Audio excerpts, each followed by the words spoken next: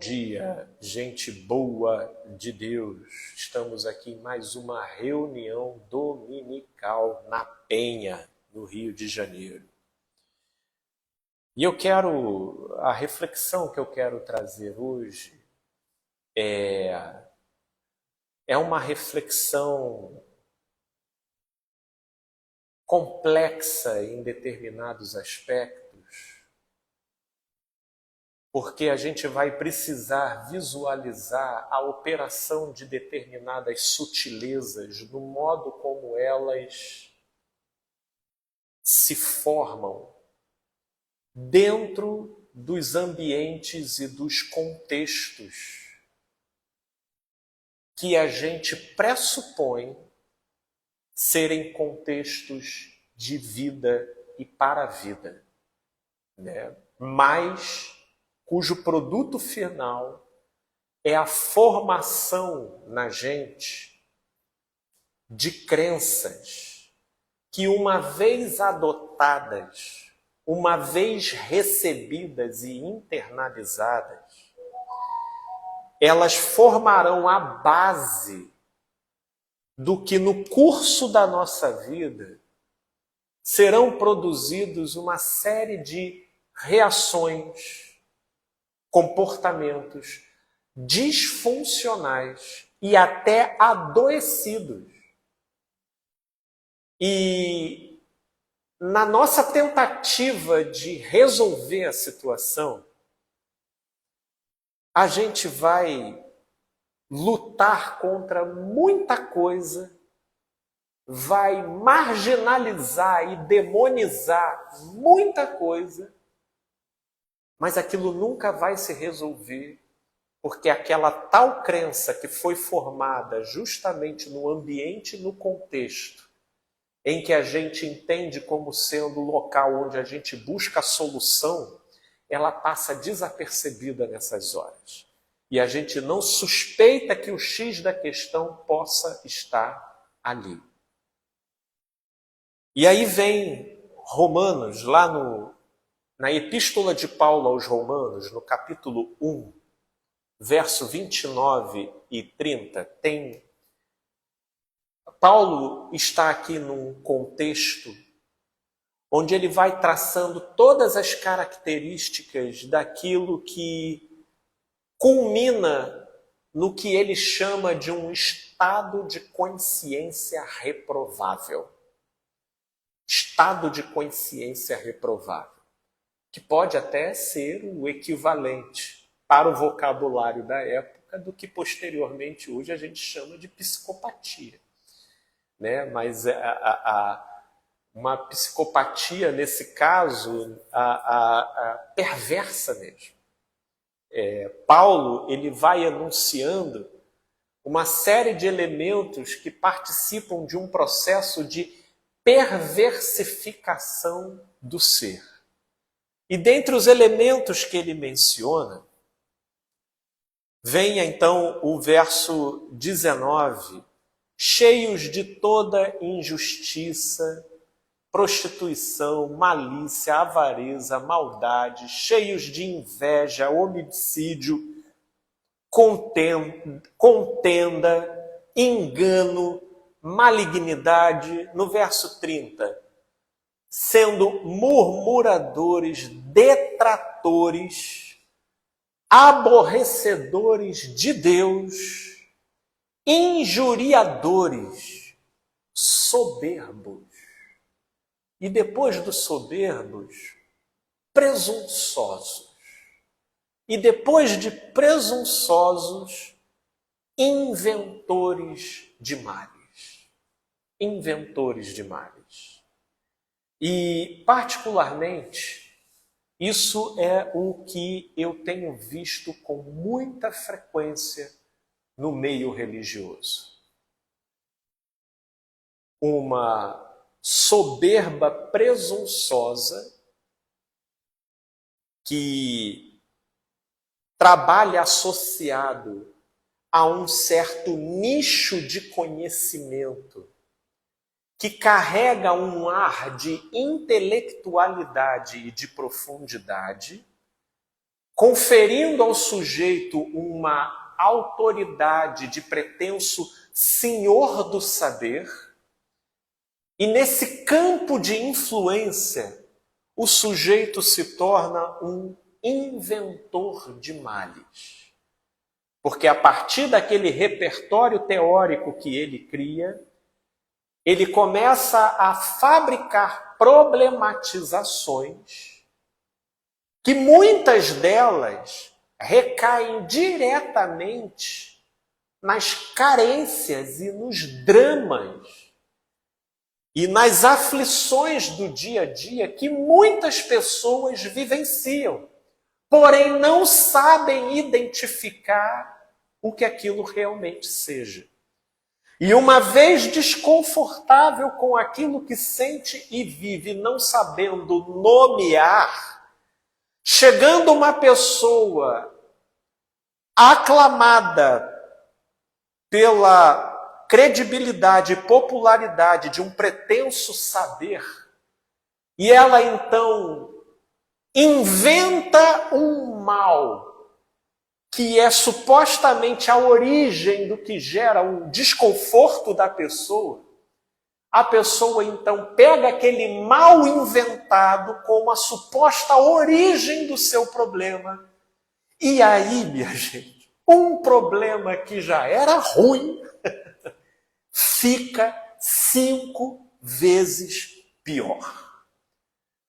É interessante como que a gente pega um texto desse de Paulo e a gente passa corrido e a gente não observa como que isso traz impactos tremendos no nosso dia a dia, e isso é perpetrado o tempo todo de púlpito e com pessoas com microfone na mão. Vamos pensar juntos aqui. Tenho basicamente aqui 2 campos teóricos que são altamente aceitos e queridos e propalados dentro de boa parte das igrejas, e que, meu Deus, é um campo fértil para os inventores de males, para os soberbos, presunçosos e inventores de males. Número 1, batalha espiritual. Batalha espiritual é um discurso que busca espiritualizar tudo. E quem vai entrando por esse caminho teórico adentro, é um caminho que, se você for parar para observar, existem produções literárias extensas. Muita gente falando. Se você entrar aqui na internet, você vai ver muitos cursos sendo produzidos.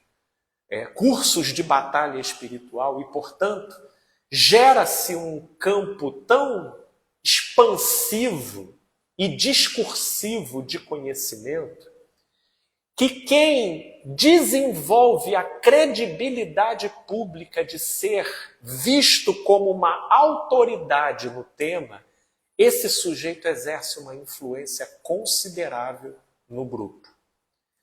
E batalha espiritual, ela pega a espiritualidade e ela traz para ênfase de um constante conflito da vida e da realidade, não só presente, mas como espiritual, como uma constante batalha.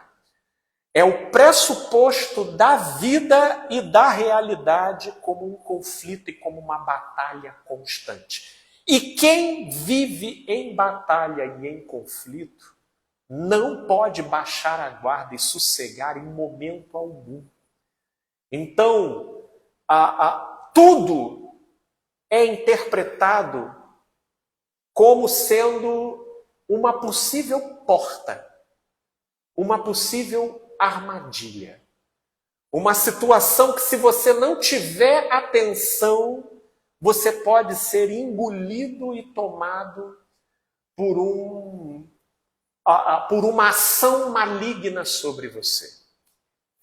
E a coisa ela vai atingindo níveis tão meticulosos e detalhistas do dia a dia, que se uma pessoa acorda pela manhã indisposta por uma questão hormonal mesmo, em razão, às vezes, de dados momentos endocrinológicos, para todos os efeitos, tem uma opressão maligna. Hoje eu tenho que caminhar atento, porque o dia de hoje vai ser complicado. Se a pessoa tropeça numa rua, meu Deus do céu, o inimigo está querendo me derrubar e é por isso que eu tenho que andar com atenção. Se ela chega numa roda de interação com pessoas e uma das pessoas suscita assim uma certa animosidade, que é uma coisa muito típica de uma troca subjetiva numa interação, onde você ali na interação você tem aquelas pessoas com quem você se afeiçoa melhor e aquelas que não, mas é já interpretada como uma ação maligna necessariamente. E aí essa pessoa ela tem que se afastar, ou ela tem que chegar em casa e ela tem que orar, ou ela tem que chegar e ler a Bíblia, ela tem que se guarnecer, ou ela tem que ir para o culto, porque senão se ela faltar... Fora esse campo de associação que fica completamente viciado e condicionado com as propostas e os macetes que os inventores de males propõem como solução para você remediar esse constante assédio, essa constante aflição e tentativa de ataque espiritual que essas pessoas vivenciam. Deixa eu falar uma coisa para vocês de todo o coração. Não dá para viver em paz numa situação como essa. Não dá. A batalha espiritual, ela inevitavelmente produz o comportamento como a moeda de troca para a proteção divina. E esse comportamento envolve necessariamente e rigorosamente a leitura constante da Bíblia, a frequência constante de culto e o exercício constante de orações, diga-se de passagens, que tenham duração considerável e que sejam realizados em momentos específicos do dia, de preferência de madrugada, porque senão a sua oração não vai adquirir o poder necessário para lutar contra as forças que na leitura deles estão constantemente lutando contra você. Ninguém vive em paz dessa forma. Não se vive.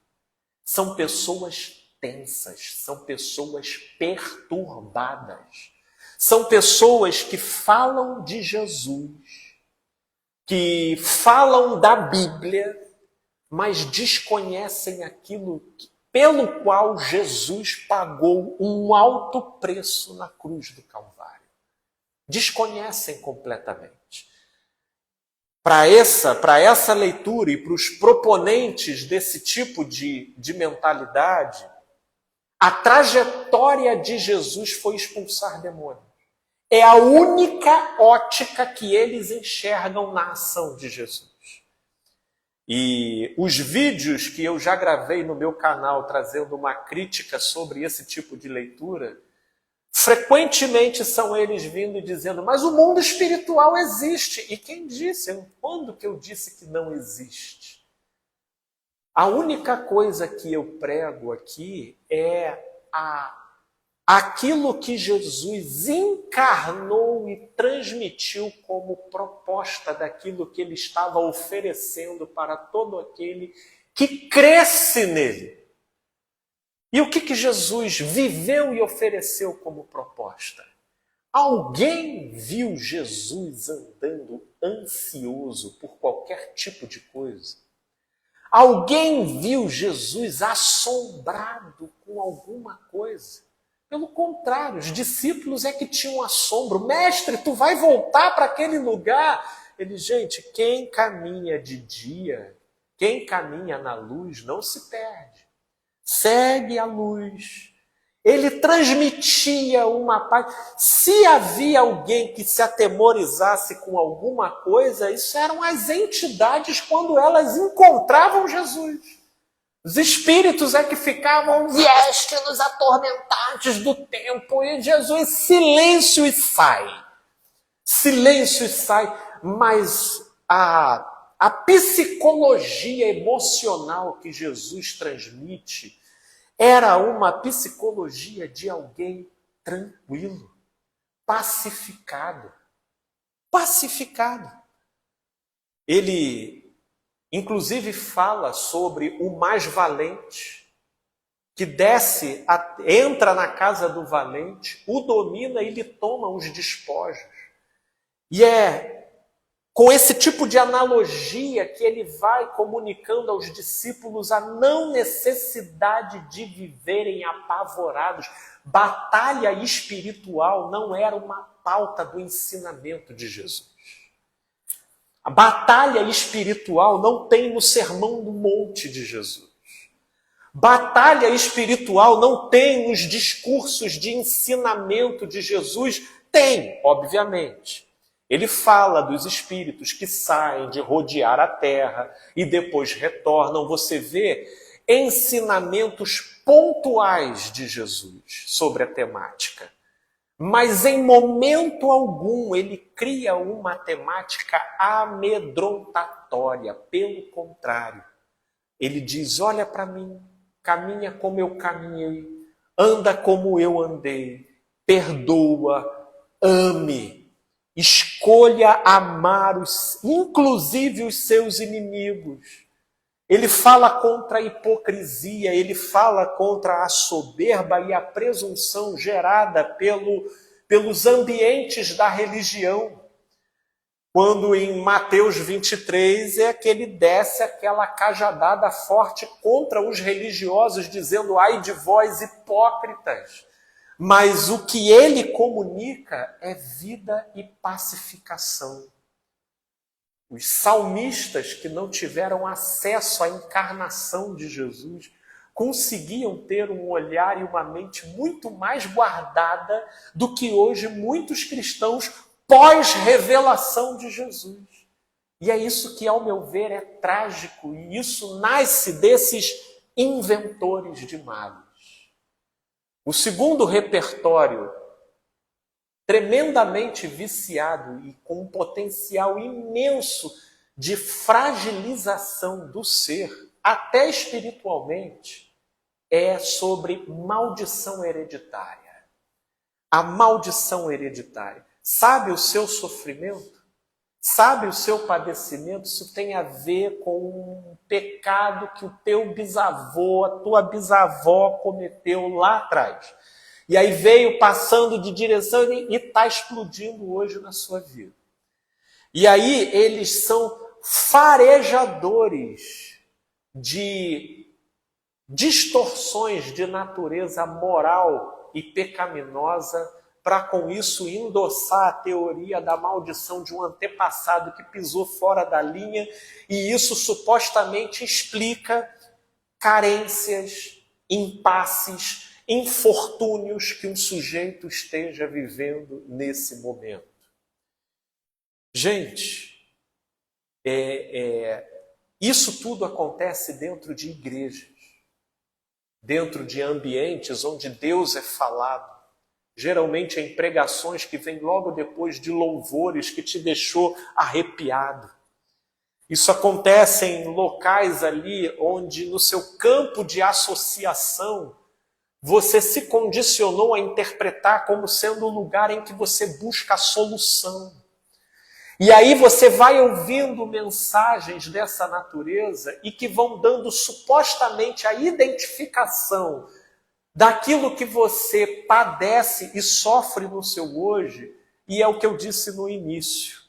A coisa toda tem um potencial enorme de tornar aquilo que já é ruim em algo tremendamente pior. Tremendamente pior. Faz toda a diferença a gente saber chamar pelo nome tudo aquilo que nos seja desconfortável. Felipe, como é que a gente pode se livrar dessas armadilhas do